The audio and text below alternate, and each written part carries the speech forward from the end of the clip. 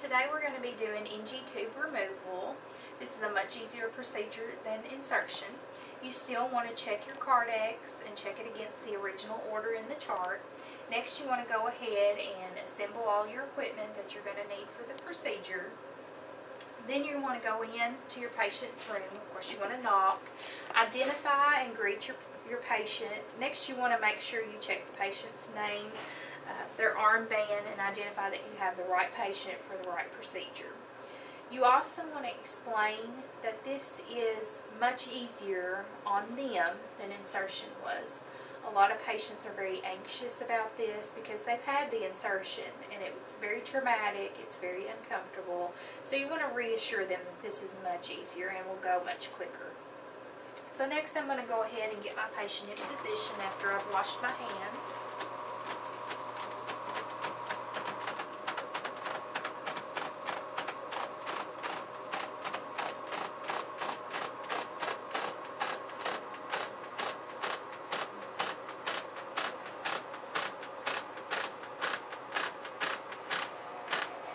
You want them in Fowler's position.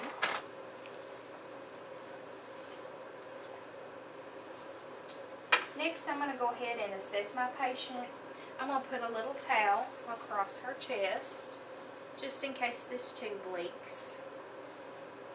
I'm going to put on some non-sterile gloves.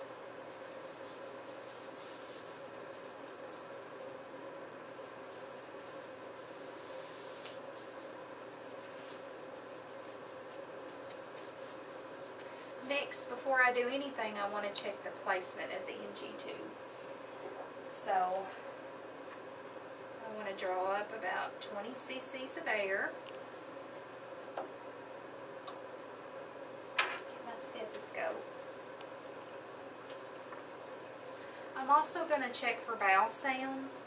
A lot of times these tubes are going to be in for the purpose of suction or something like that because of possibly a bowel obstruction. So that patient may not have good bowel sounds, and that's the whole purpose of putting the NG tube in.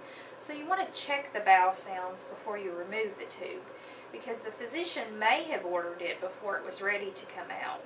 So you may go in to take it out and you assess the bowel sounds, and the bowel sounds are very hypoactive.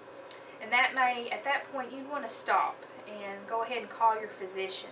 Say, I know you ordered this tube to come out. I've went in and assessed the patient and the bowel sounds are still very hypoactive.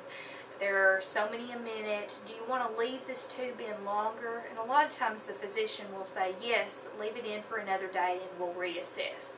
But it's your job to assess the patient and make sure it's ready to come out. So the first thing I'm going to do is check my bowel sounds. You want to make sure to listen in all four quadrants. Your stethoscope should be against the skin, not against any linens. So listen in all four quadrants. And Miss Long has excellent bowel sounds.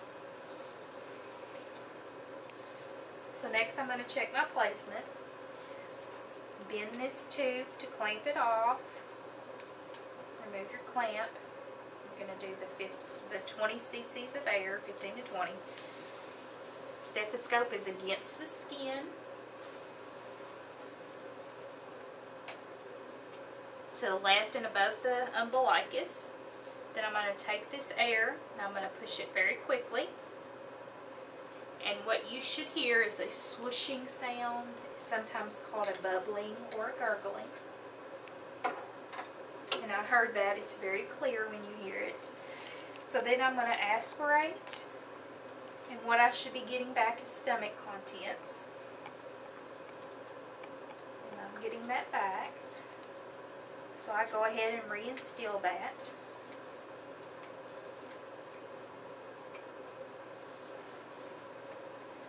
So next, in order to remove this tube, you want to make sure that the tube is clear. Sometimes when you pull it back, it will leak, and if it's got those acidic stomach contents in it, that could irritate the esophagus and could cause some very ulcerated areas, and it causes the patient a lot of discomfort. So you want to make sure that you flush the tube before you remove it. So what we do usually is pour up about 15 cc's or 15 mLs of normal saline. So I've got some saline here, and I've got a clean container to put it in.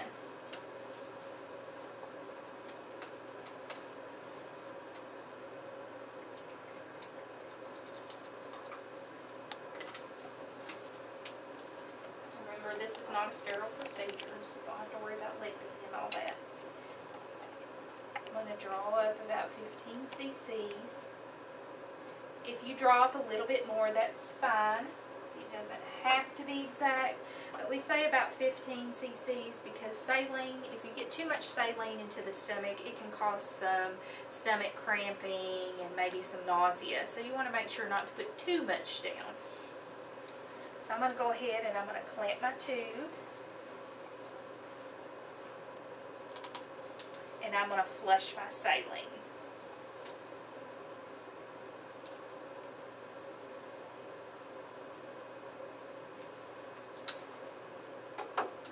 Now before I pull this tube out, I want to make sure that it is not secured. So I'm going to remove the rubber band and safety pin.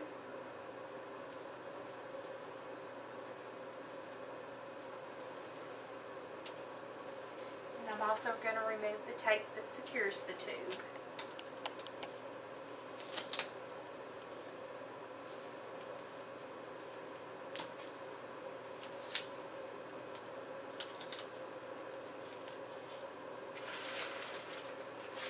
I'm also going to get a red bag ready because this tube is going to have bodily fluids in it. So I want to make sure that I dispose of it properly. So now I've got the tube flush. It's not secured. It's ready to come out. So I'm going to take, and I'm going to tell Miss Long, take a deep breath and hold it for me. And you're going to want to pull this tube. I always have one hand ready to catch the very tip of it. And the rest of it, as I'm pulling, I'm curling it up in my hand. So you're going to tell her to take a deep breath and hold it. On the count of 3, I'm going to pull this tube out. 1, 2, 3. One swift motion. And when you catch the end of the tube, it keeps the contents from kind of spraying a little bit.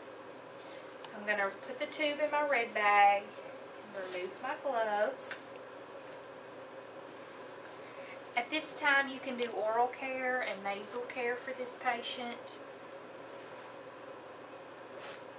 Make sure Miss Long is in a comfortable position. I'm going to go ahead and lower her down. And you'll want to wash your hands and document the procedure.